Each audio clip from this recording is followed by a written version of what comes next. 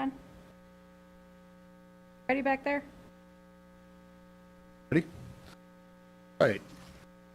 I'd like to go ahead and bring the Tuesday, March 5th, 2019 Warrenton Board of Alderman meeting into session. If you would, please rise with us for the Pledge of Allegiance. Pledge allegiance to the flag of the United States, Republic for one nation, God, indivisible, with liberty.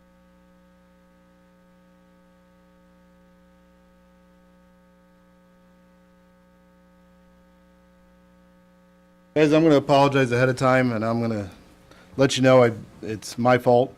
The recognition of the Liberty Christian Academy boys basketball team for the winning the state championship will be tabled to the next agenda. There was a miscommunication, so some of the family wasn't able to get, or not all the family was going to be able to get here, or the kids. So, yeah, I just rather postpone it so we can have the whole team here and recognize them at once. Here for that, I apologize. My fault. There was just some miscommunication between the coaches and myself, but they did an excellent job. I've talked to the coaches, and all the kids seem very excited about the recognition, so next meeting should be good. With that, I'd like to replace it with one thing, though, before we move on to number 4, and that would be the resignation letter from Greg Costello. Give me just a moment to read to the public. Dear Mayor, Board of Aldermen, City Administrator, City Clerk, and City Staff, please accept my resignation as Ward 1, Alderman of Ward 1, effective March 1st, 2019. The increasing amount of state travel and the limited number of meetings that I have been able to recently attend are the major factors in making the decision to vacate my seat. I firmly believe this is the right decision for our citizens, the city, and myself. After seeing that Cheryl Dyer filed for Ward 1 seat in the upcoming municipal election, the decision was also much easier to make. Cheryl is a longtime resident and is well qualified to fill this seat, in my opinion. It has been my pleasure and honor to serve the city of Warrenton in various elected and appointed positions for nearly 22 years. My decision was also much easier knowing the strong leadership team that the city has in our mayor, aldermen, city administrator, staff, and employees.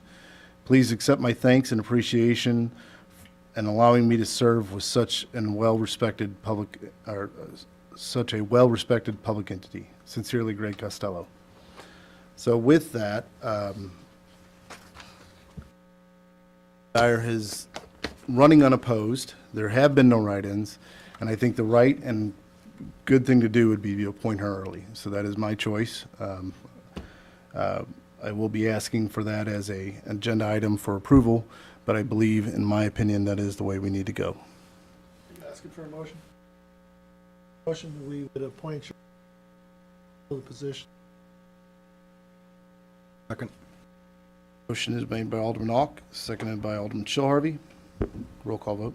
Alderman Deloy, Yes. Alderman Schultz, Yes. Alderman Shellharvey, Yes.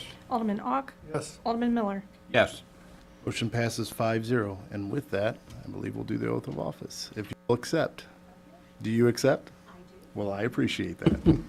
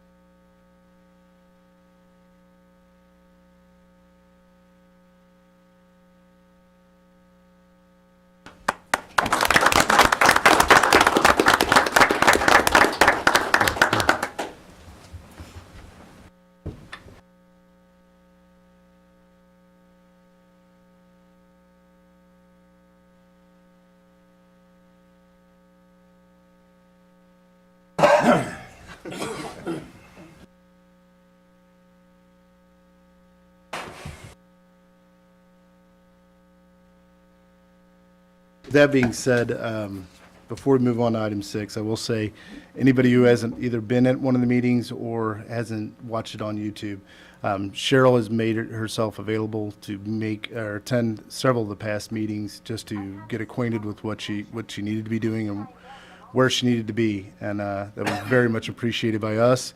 It'll make the transition easier, but there's also one other reason, and I'm sure I'll let you speak. I just decided to serve the city to the best of my ability. I hope I can bring some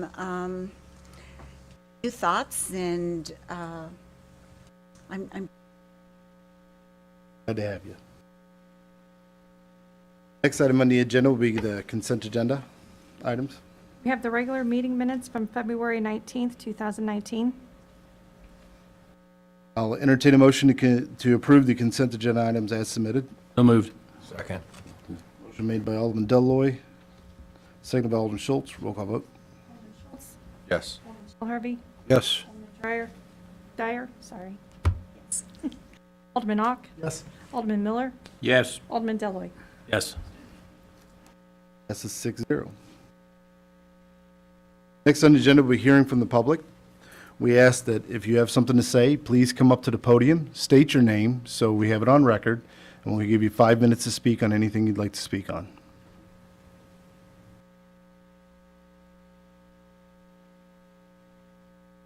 Not seeing anyone, we'll move on. Next will be the Board of Alderman comments. Yeah, I had a comment. During my day life, I go into the city of St. Louis or the municipality of St. Louis County a lot, and I have to say that this last snow event, our city did a better job on roads and communities like Olivet and Ladue and all these places. They did an outstanding job in the residential areas, and I think we should have some, we take.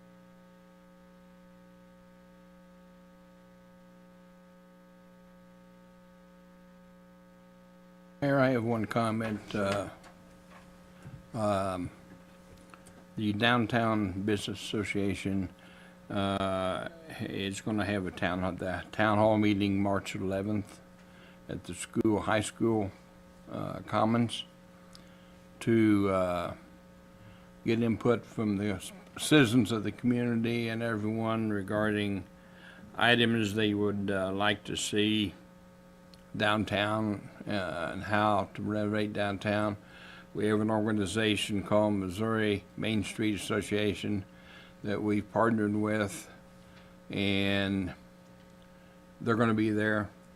So it should be a really, really informative meeting, and we certainly would like to invite all of the public. I believe it is 6:30 at the high school commons.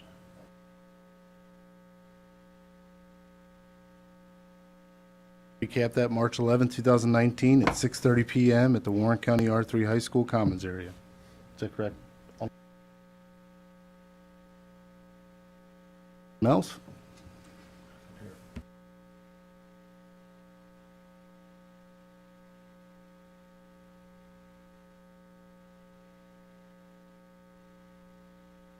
Move on to the request for funding for Turning Point. Jolyn. I'll let you in and out. Sure. My name is Jolyn Houchins, and for those of you that I've not had the pleasure of meeting before, I am the Executive Director of Turning Point. I became our Executive Director in July of 2018, but prior to doing that, I had served in a variety of capacities with Turning Point going back to 2013. Very familiar with the agency, but prior to me being here this evening, you would have seen the director presenting. I'd also just like to mention my board is here as well.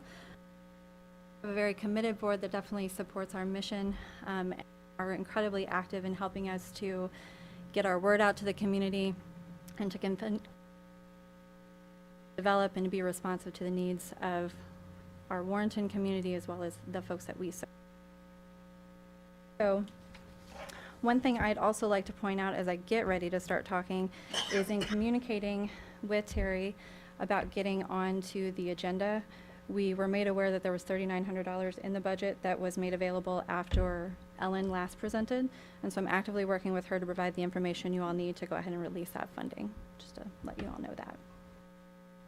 I'm here tonight because I'm interested in getting an additional commitment from you all, and the reason I would like to do that is we're seeing an increased number of folks that we're serving.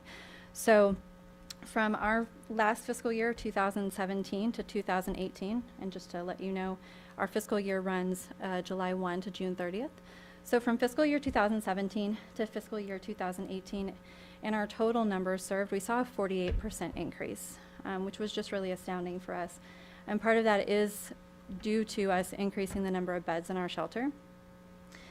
So our total served in 2017 was 272 individuals, and then in 2018 it was 384.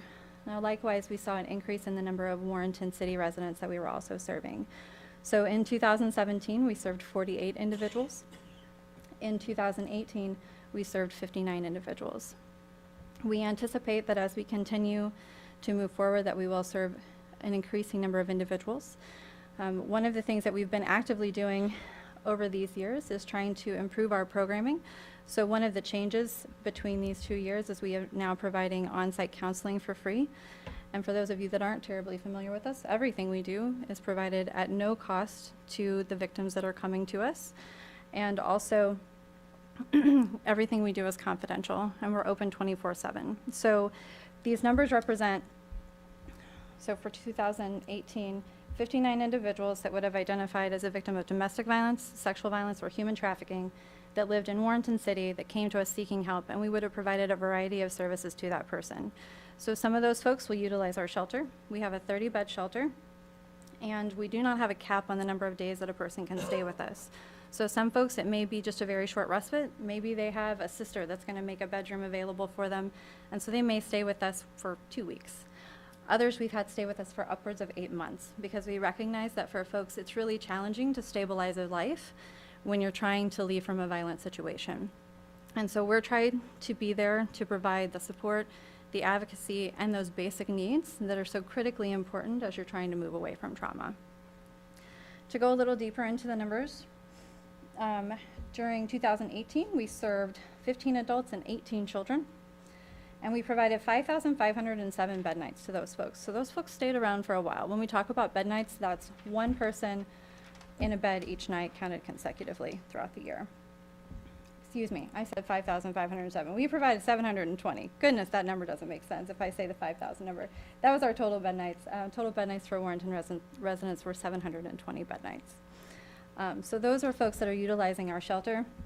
We also served several folks in our non-residential advocacy. So what that typically looks like is folks that are needing to access court services. It can also be folks that are using counseling or needing some general advocacy to understand what services are available in our community and how do they connect to them. Because sometimes it is very challenging if you've not had to navigate that world before. And for those folks, we served 26 Warrenton City residents. And that was, again, an increase over the previous year when we had only served 17. We are continuing to try to be very active in our community. So we're an active member of the chamber. We meet routinely at Boonslick for the CAT meetings, so the community agency partnerships. Folks that work in the courts see us quite frequently up there, so we're very active as well. And most recently, just on Monday, I joined the brand new Kiwanis Club on behalf of Turning Point that's going to be coming to town. So we try to stay very involved in Warrenton City and make sure that we lay down roots and continue to contribute back to the economy as well. So most of our shopping that we're doing for shelter is happening right here in Warrenton as well. So we are definitely active members. We're committed to seeing the success of folks in our community, and we're going to continue to be that beacon of hope for folks that are experiencing domestic and sexual violence and human trafficking. And we're going to continue to meet those needs and continue to evaluate what those needs are so that we can be responsive. It's one of the things that has led us to knowing that we needed on-site counseling. It's one of the things that has led us to knowing that we need options for helping with substance use at shelter. And we'll continue to evaluate what those things are as we go forward. In recognition, though, of our increased numbers, and also in recognition from a funding standpoint that it is sometimes challenging to meet some of those unique needs, And much of the funding that we have comes in as a restricted fund. So in my world, that looks like X funder saying, I will give you X amount of money for X thing, but only X thing. You can't spend it on anything else, right? So the funds that you're currently providing us have been helpful in meeting some things that funders don't pay. So sometimes that may mean, wow, we went a little over on the electricity. It's been a really cold one, and it helps to extra fund that. It also helps in those times where we have a kiddo that maybe needs an expensive medication, and they're not going to be able to get it.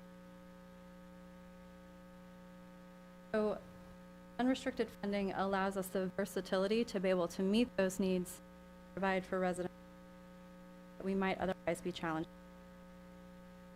Recognition of those things, we're asking that you partner with us and commit to $20,000 in support of the work that we do, in support of our Warrenton City folks, and making sure that their needs are met and that we can continue to do that in ways that are appropriate and responsive to the needs that they have in their life.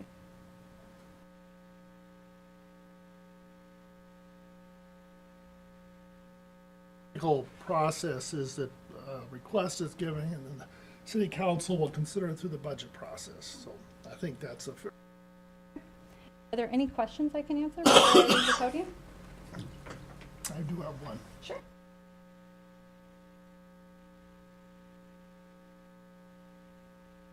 Okay, got it. It's choked out. It was such a present. It was so moving, right? It was so moving. No, my question was really financial. It looks like your revenue jumped up 200,000 Yes. for grant wise. Is that sustainable? Can you talk about what that is, what that looks like for you? Definitely, sure. So the grant funding did jump up a considerable amount. That was made possible through VOCA. And so some of you folks may heard of VOCA funding. It's Victims of Crime Act funding. It's a federal pass-through money that is passed from the federal coffers down to the state level. And then Missouri makes subgrantees out of that. One of the things that had been happening previously with VOCA is much of that had just been sort of being held at the federal level. And as much money as was being put into the federal coffers was not being passed out year over year. And so through lots of advocacy, at the federal level, we were able to get that money to come on trickling down into Missouri. And we do anticipate that that will continue to happen. What that money allowed us to do was to introduce additional staff into our program to really meet the needs that we had identified. So that is paying for our counselor. It is supporting our substance abuse professional that is helping to meet those needs. It also allowed us to put in double staffing and to have additional staffing during the day to support our clients. So we have, and I just want to give them a shout out, we have what we call residential coordinators, and they are the staff that are in the shelter 24/7. If there's nobody else on site, chances are there'll be an RC on site, and that's our shorthand for them. But they have an incredible job to do, because when you put 30 people from differing backgrounds that maybe don't know each other from Adam into a building together and tell them, okay, now go live, that's a lot. And so they are the ones that are sort of managing that environment, making sure that they're recognizing when a fire seems to be creeping up and helping to diffuse that. And so they have an incredible job to do. And for a long time, we had only one person there in the evenings from 4 p.m. all the way until 8 a.m.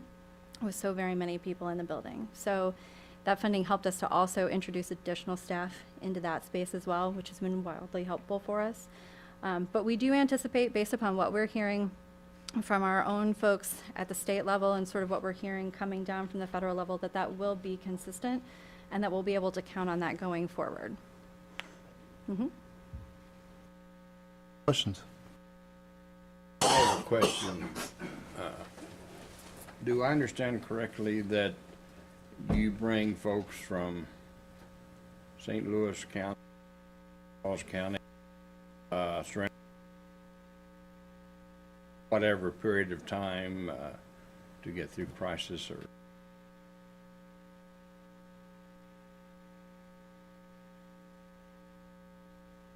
So St. Louis County, we do not receive funding from. However, we see more limited numbers. We do see a greater number in terms of our folks to the east of us.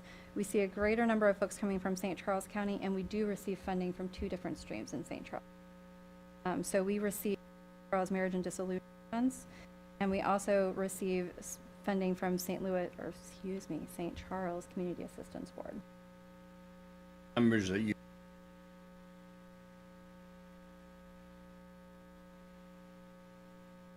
Yes, and so I sent over 2 copies of the annual report with my request to come onto the agenda. And if you'll notice on there, you'll see at the very top in the bold, total served by agency and then total Warrenton residents served. So it's broken out for you so you know who is specifically Warrenton City. And to those numbers, FY 2017 it was 48, and in FY 2018 it was 59.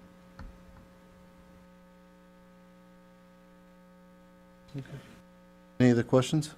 And I think what's interesting about your proposal and many of the proposals we get of similar nature is, I think when we live in a community, we don't really see. We see it, haters see it, but the average citizen doesn't see. You know, we talk about how many people are homeless in Warrenton, are living out of their cars. People just don't see that kind of stuff. So it's really always helpful to highlight what's really going on that the average person on a normal basis doesn't. Several of the folks that we serve will end up finding employment in Warrenton City, and so, but never recognizing that.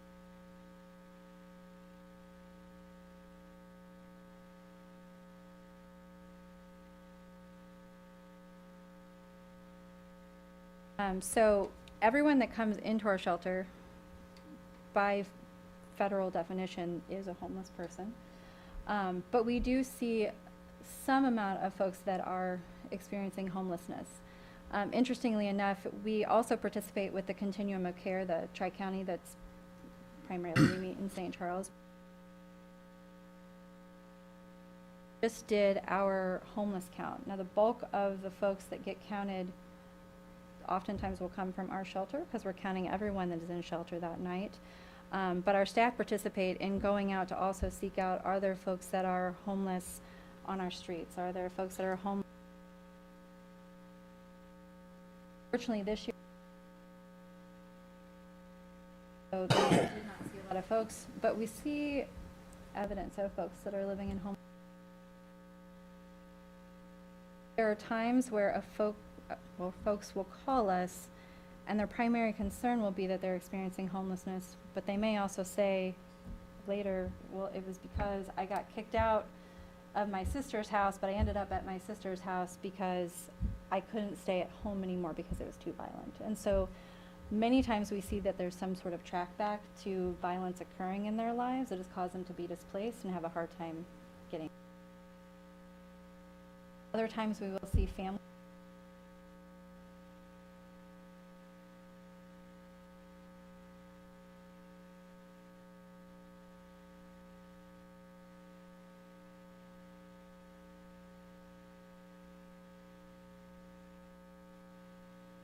I just staffing.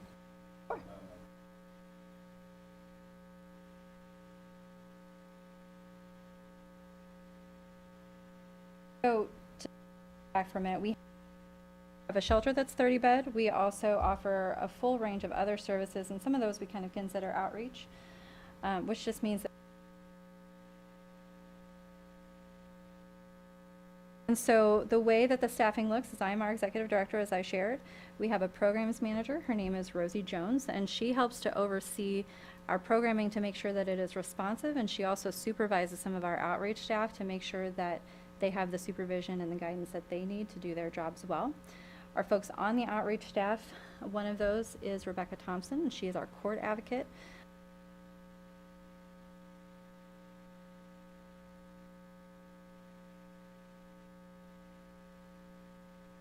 Other folks that we have also have Wendy.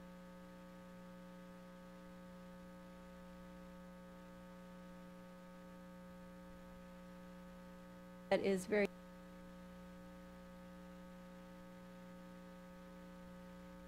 questions for some.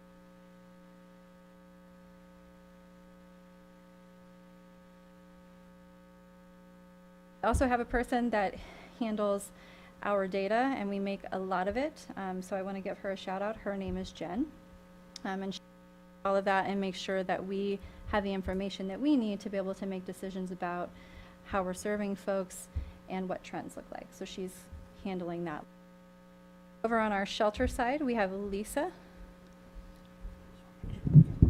Oh, thank you. Over on our shelter side, we have Lisa. She is our shelter manager, and so she oversees all shelter operations. And then we have lots of folks that are working in shelter. Jamie is one of our shelter advocates, and so everyone coming through our shelter has an assigned advocate. We want for each victim that comes through to have an advocate that can sort of be the clearinghouse for all the important information. A person that can understand, well, if I make a move in this area of my life, it's going to trickle down and impact this area, so that they can help to provide the critical information, help to identify some resources that might be available, and help to answer questions. So Jamie is one of those, and then Lisa also shares a caseload as well. And then we have a number of residential coordinators, and I will list them all off so they get their due. So Katie and Allison, and I want to make sure I don't forget anybody. Katie and Allison and Kristen and Susan. We have a brand new person named Allie. We have Casey. I think that's it. So, and they are the ones that make sure that the shelter has staffing 24/7. Mm-hmm. Well, I was going to say, I think the request for the $20,000 we can consider in the budget as we go through the budget process. Other thing, I would personally,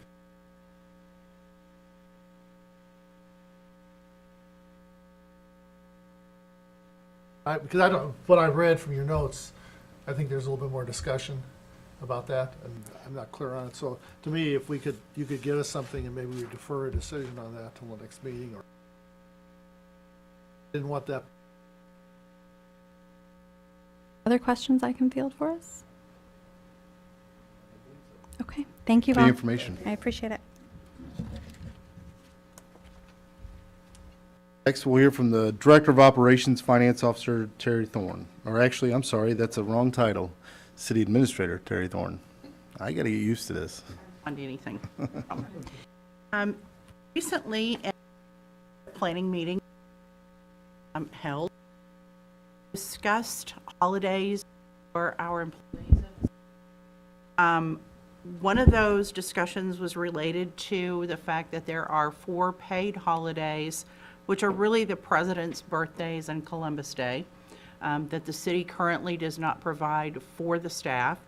And based on that discussion, I believe that the instruction was we would look at the possibility of adding 2 additional holidays rather than 4, and making those personal holidays so that it does not impact City Hall being closed and creating other days not available.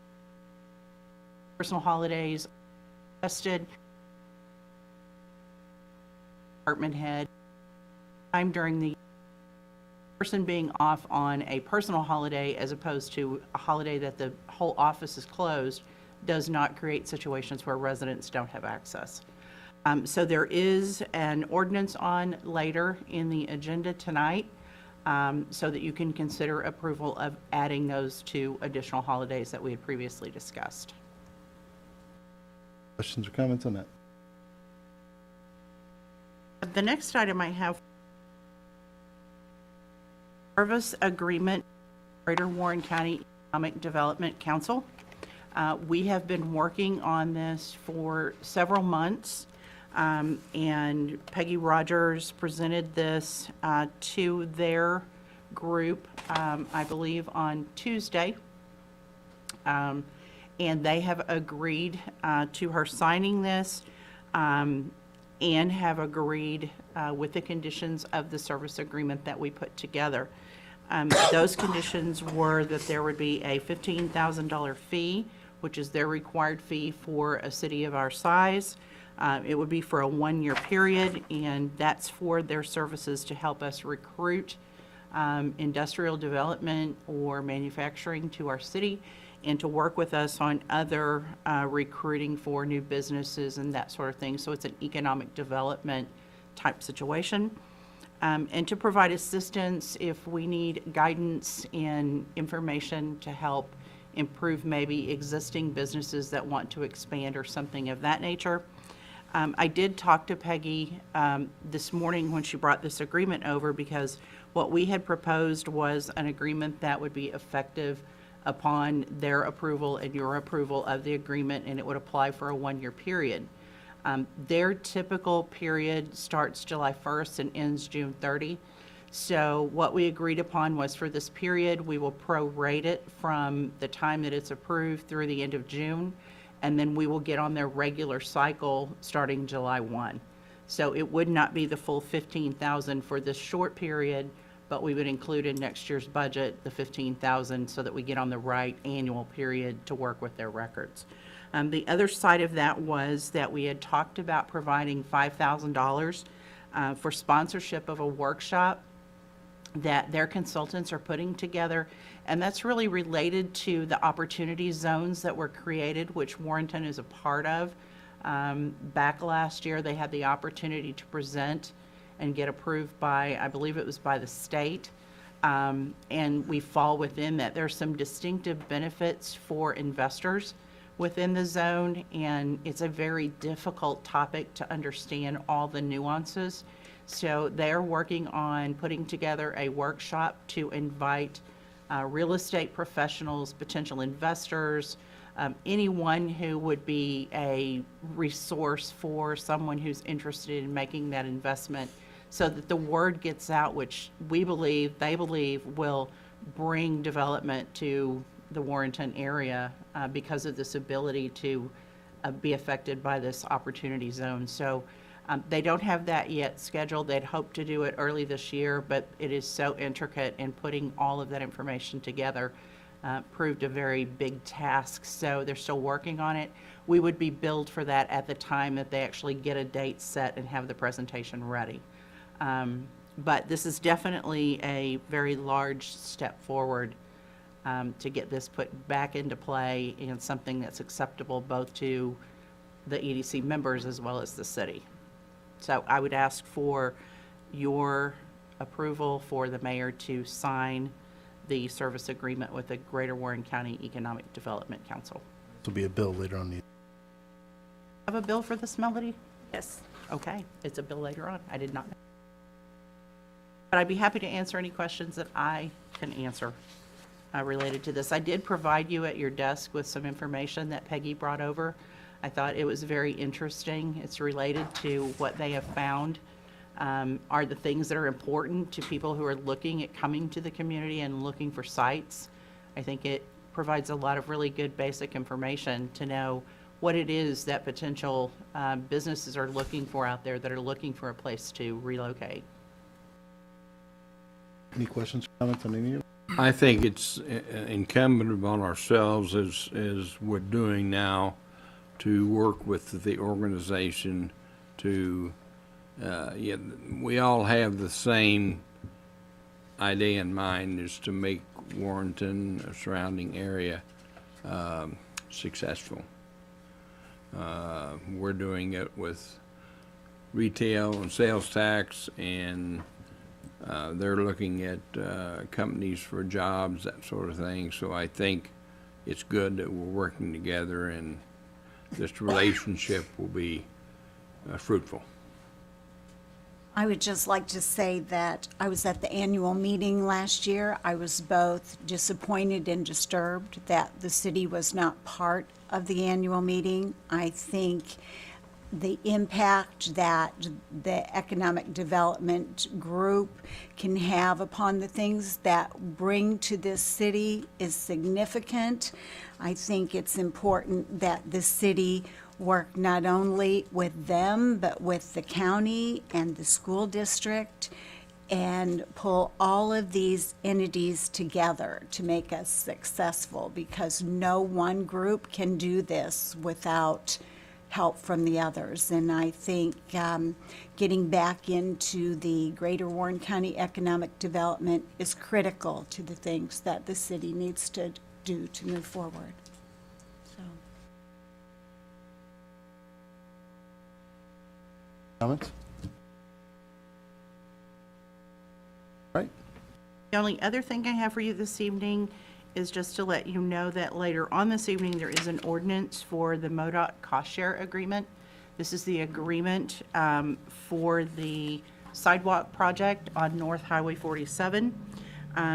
They have agreed, and it is shown in this agreement, that they will pay 50% of the total project cost, with $1,386,000 of that coming from the commission's cost share program, but an additional $15,000 of that coming from the Northeast District's operating budget. So not only is it a commitment from cost share at the state level, but also from our Northeast District contributing to that. So that will make up 50% of the total project cost. If you don't mind, Terry, could you kind of give a recap of where we're at in the project? Because, I mean, this is a high-interest issue with a lot of citizens, and sometimes we hear where we're at and citizens don't. So if you don't mind, just kind of give us a recap of maybe what's going on, the kind of time frame that's possible, realizing that that's always up in the air, but. Sure. Be happy to. Right now, preliminary plans are being drawn up by CMT, who is the engineering firm that the city's contracted with MoDOT's approval. They anticipate having the first set of preliminary plans out in June, which will then be reviewed by the MoDOT side to make sure that everything is in conformity with what they're wanting done. We then anticipate public meetings in July so that the public is aware of the project, has the ability to come in and see some drawings to know what the project's actually going to look like and how it's going to lay out. Then in September of this year, we expect to start the right-of-way acquisition process. And it's anticipated that that will be by far the longest lasting piece of the project as it moves forward. We've got 19 months in the current plan. So right-of-way acquisition would start September of this year and end in September of 2020. Obviously, the sooner the right-of-way acquisition is completed, the sooner the project can move on to the next phase. But there are more than 30 pieces of land that are involved, some very small, some larger. But right-of-way acquisition is always the most time-consuming part of any project because there's so many property owners to deal with in that. We will have to follow both the state and federal right-of-way acquisition guidelines, which are very stringent. Everything has to be done with a certain form, in a certain order. You can't have certain discussions before certain other things happen. And if you fail to follow that, then you're in violation of the agreement for the program. So it's the right-of-way acquisition component is not only very time-consuming, but it's very detailed and very intricate in its nature. Hopefully that would happen sooner, but if it falls within the planned timeline, then the project would actually be let in March of 2021. There has to be a fairly lengthy bid process for this type of project. But letting it then with finishing construction in June of 2021. So open to the public would be somewhere nearing the end of June of 21 to the first part of July. The biggest time frame on this whole thing really is the acquisition piece. That is correct. So if we're able to acquire the right-of-ways quickly, then the whole project moves up quicker. But if that's a long, drawn-out process, then it really will bog us down. That's correct. So conversely, if for some reason we can't get it done within that time frame, then we would be in a situation where the project would be let much later and could end much later because then you run into the winter if for some reason you were postponed that long. So being timely in all these components is really an intricate part of making it happen within the time that we've hoped for.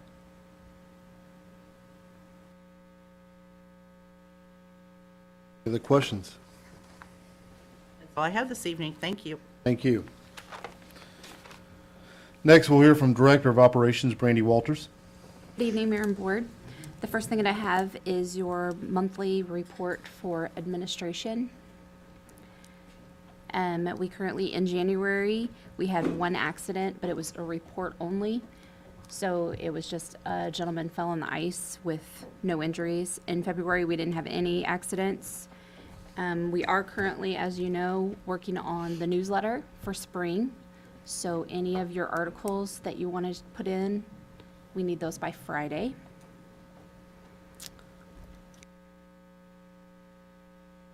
Admin report.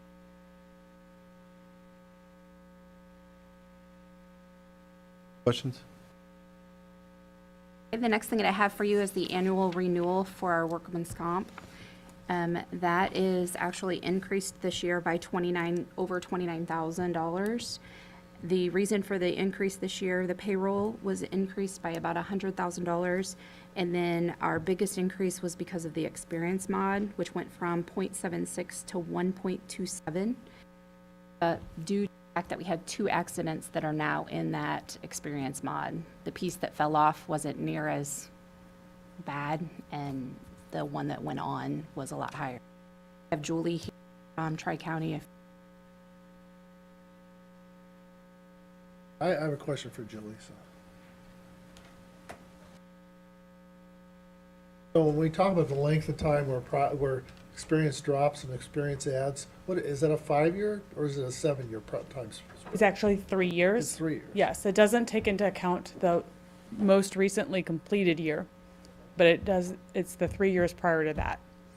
So, and then, I don't mean to correct her, but the EMOD went to 1.04. Oh, okay. I was getting ready to ask.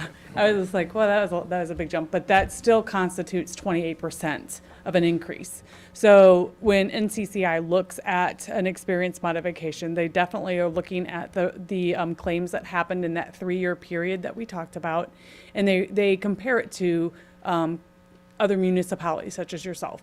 So a 1 is, average. So you're just a little bit above average on the claims. And the unfortunate thing is this one that just came on will stay with you for 3 years. And that one has 2 claims on it that are, both of those are still open claims. So, so this mod rate will probably sit with us for 3 years, right? Is that what you're saying? It could be worse if we have additional claims, but it can't be better. It could be better because if the one coming on next year, right now, it's sitting at a very, very, I think you guys only have 1 claim if we can get through, the next So 30 days. So the claim at the end, the claim that's going to drop off is higher than what we anticipate going on. Is that, Yeah, it's just constantly looking at those 3 years. So if we've got one that maybe was a $10,000 year, which I don't remember, it was a $8,000 year almost. And the next one that comes on, that one falls off, the next one comes on is only 1,000, then that could make it go down a little bit. Is it going to go down a great deal? I don't know, because that one that just came on is substantial. It's like $100,000 a year with 2 open claims. What company do you have us with now? Missouri rule. Okay. is there a market for that for governments? It's very limited in the fact that there are other markets, but Missouri Rural is so super competitive with their program. I find that it's really hard to compete with them. If they're going to take you, it is hard to compete with them. They're a great carrier to have.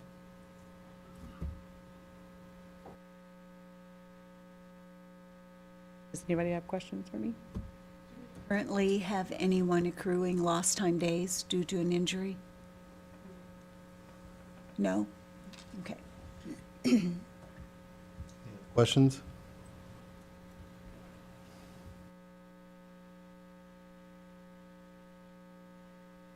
Our total for this, 1,200.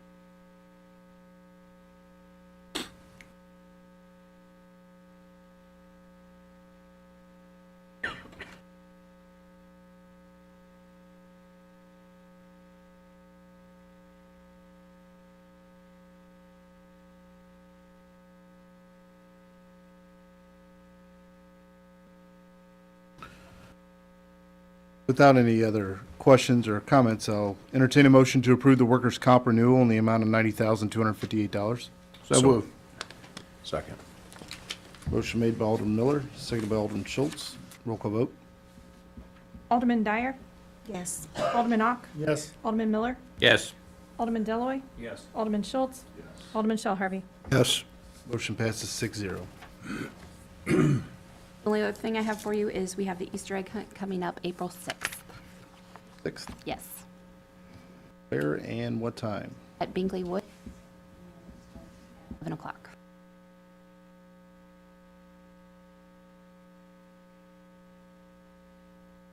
So that'll be April 6th at Binkley Woods at 11 a.m., which would be the Easter egg hunt.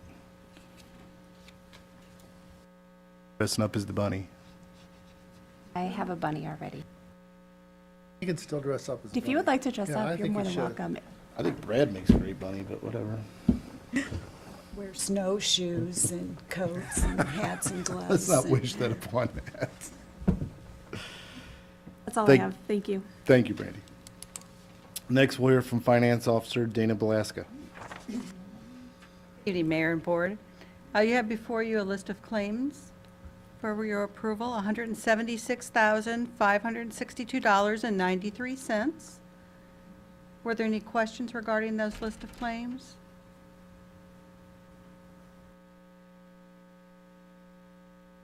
Questions or comments? Not to me. This side, every single-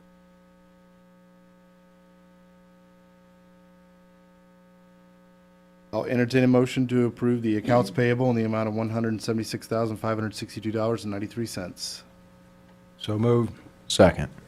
Motion made by Alderman Shell Harvey, seconded by Alderman Schultz. Roll call vote. Alderman Ock, Yes. Alderman Miller, Yes. Alderman Deloy, Yes. Alderman Schultz, Yes. Alderman Shell Harvey, Yes. Alderman Dyer, Motion passes 6-0.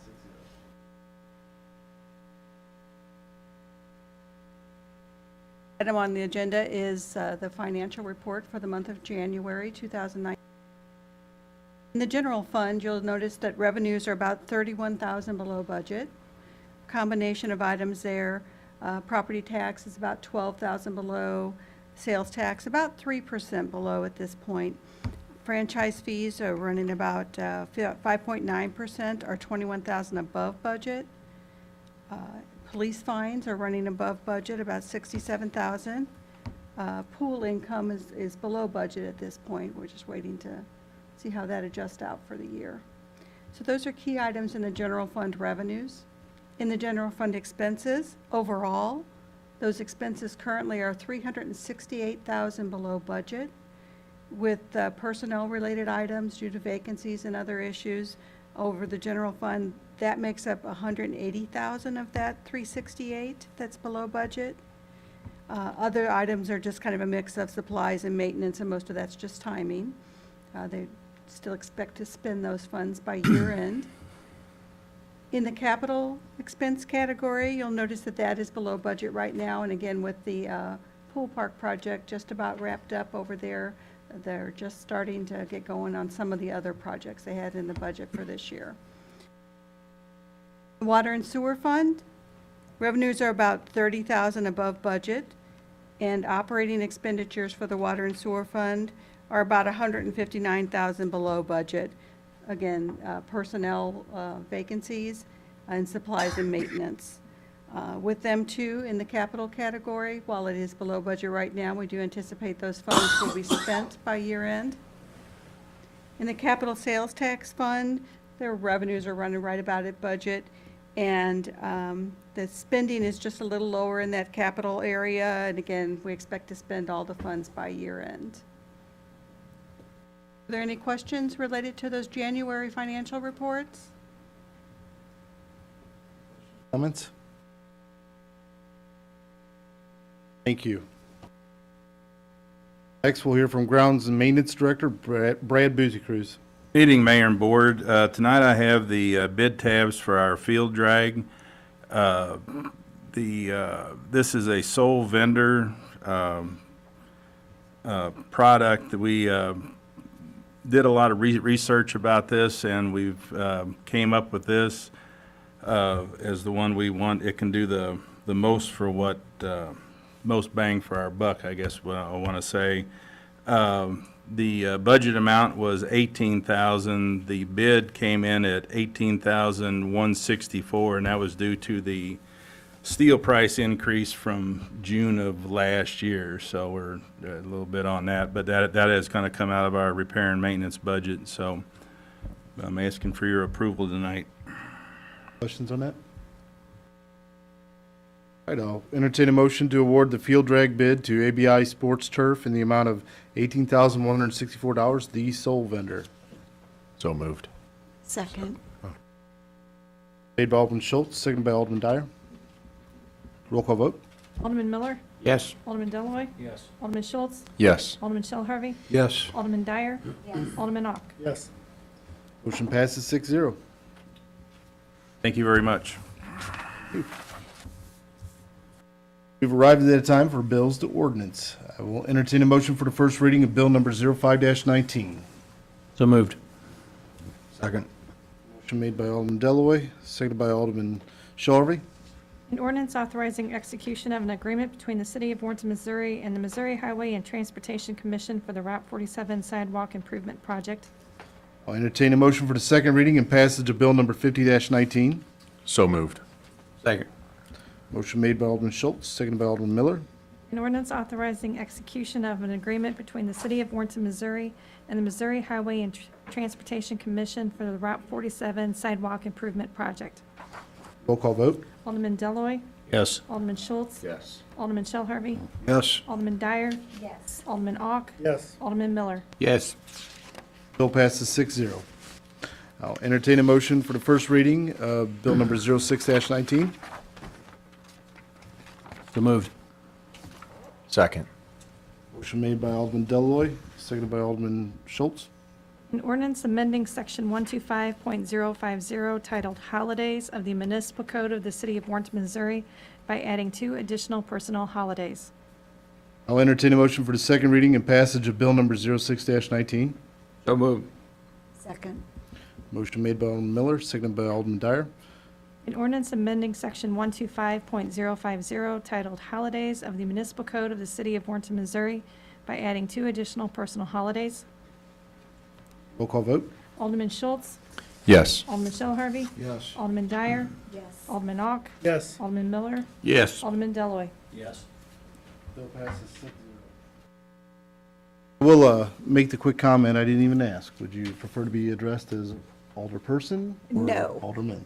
Just Alderman. want to clarify. I is didn't want to be insensitive towards that.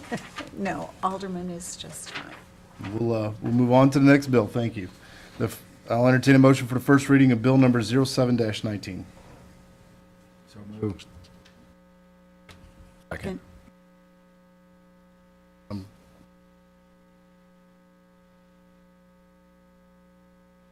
Motion made by Alderman Shelby, seconded by Alderman Dyer. An ordinance authorizing the mayor to execute a service agreement between the City of Warrenton, Missouri and the Greater Warren County Economic Development Council. I'll entertain a motion for the second reading of passage of bill number 07-19. So moved. Second. Motion made by Alderman Miller, seconded by Alderman Schultz.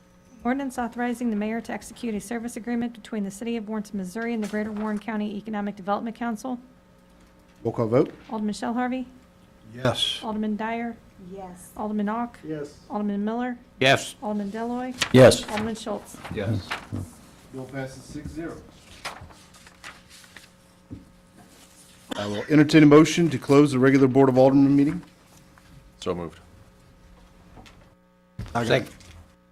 Motion made by Alderman Schultz, seconded by Alderman Shell Harvey. All those in favor say aye. Aye. Aye. Anybody opposed? We are so adjourned. Should we ask the